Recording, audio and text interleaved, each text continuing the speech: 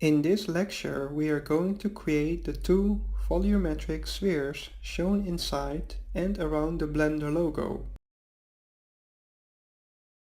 These two spheres are similar that we did before, but we are going over the creation process again since they are a bit different.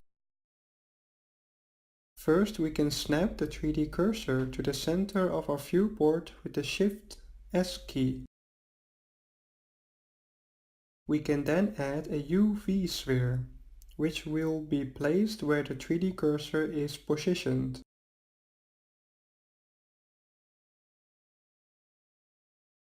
We can then scale the UV sphere with the S key.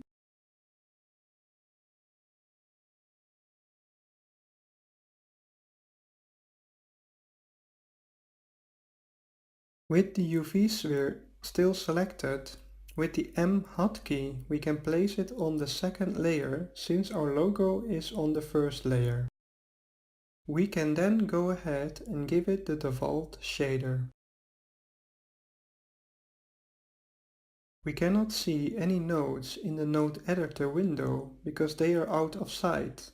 With the comma key on the numpad you can center the selected nodes.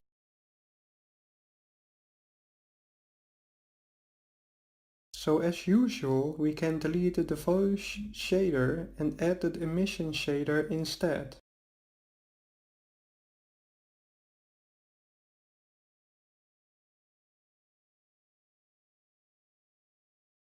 Next we add the color ramp shader. We can also start the cycles preview render by defining the border first with Shift B.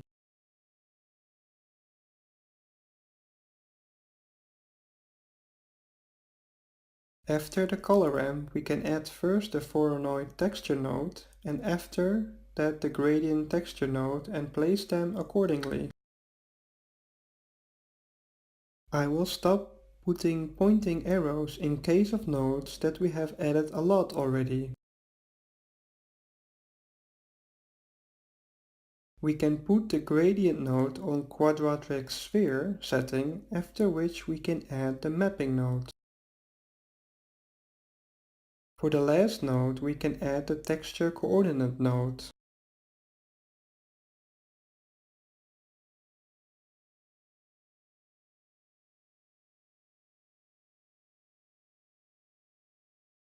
We see that we have too many lines in our sphere.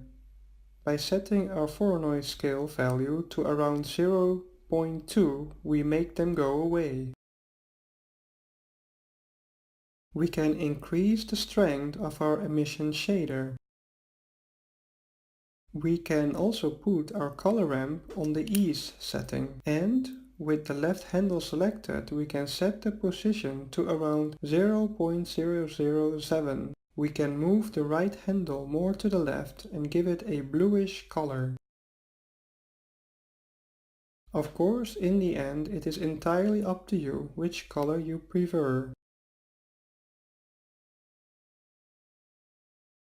I am actually going to give the left handle a position of 0.005, since it gives a slightly better fading effect. Now that we finished our small sphere, we can proceed creating the big sphere around the logo on the third layer. We can again add a UV sphere and scale it up a bunch.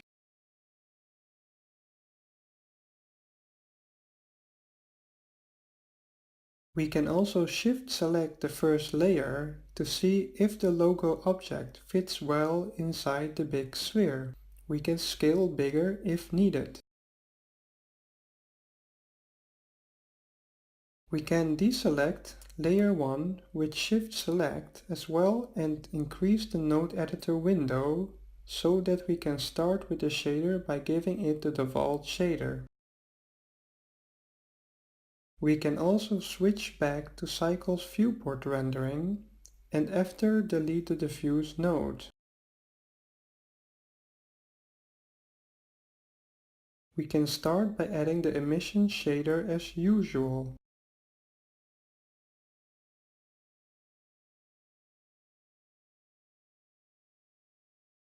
Then we can add the math node and set it to multiply.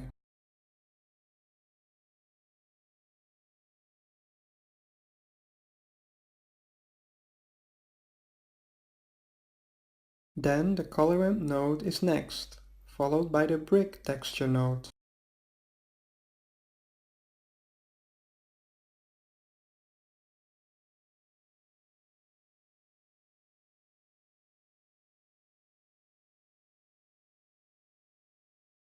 As the last texture nodes, we can add the Voronoi and the noise texture and connect the sockets as shown.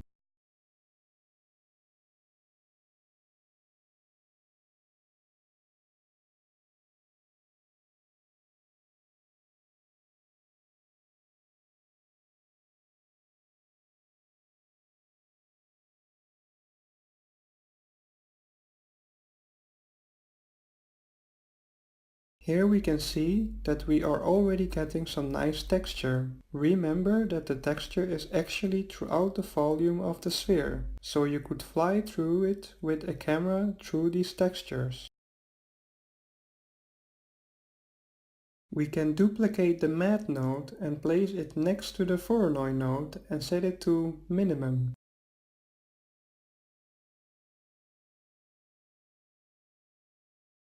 Next to that, we can add the gradient texture node.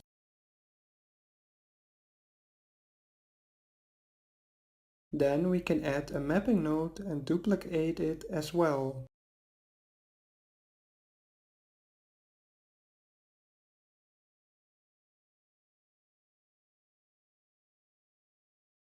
We can switch both mapping nodes on the texture setting.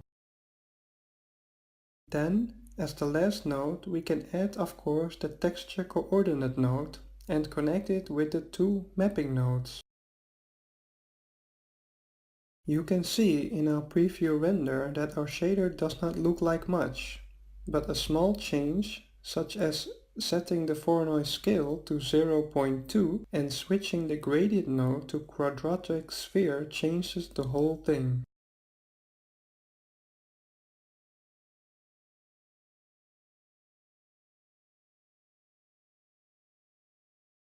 I am just going to change some small values to slowly get the desired result. You can observe and do the same to your shader.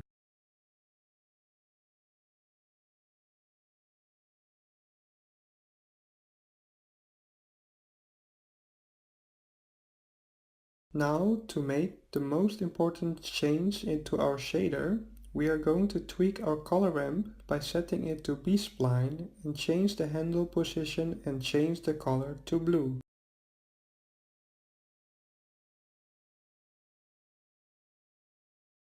We can also add a handle with a plus sign and set its color to black.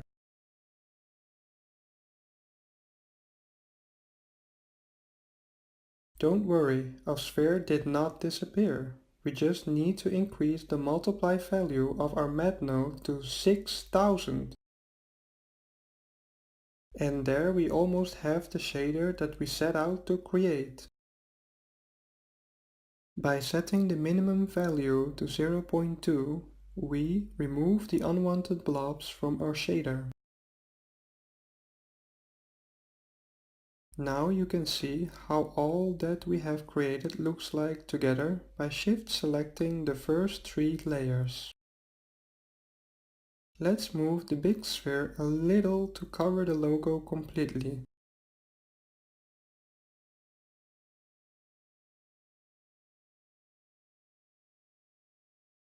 So now we have completed the small and big sphere and the logo. I should say it looks quite good. To conclude this lecture, I wanted to play a little with our big sphere on layer 3.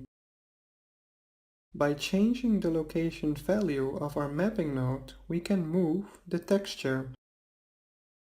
This value can of course also be animated, which we will do in a later lecture. We can also play with the noise texture scale, detail or distortion. So I advise you before experimenting to save your file first and then play around.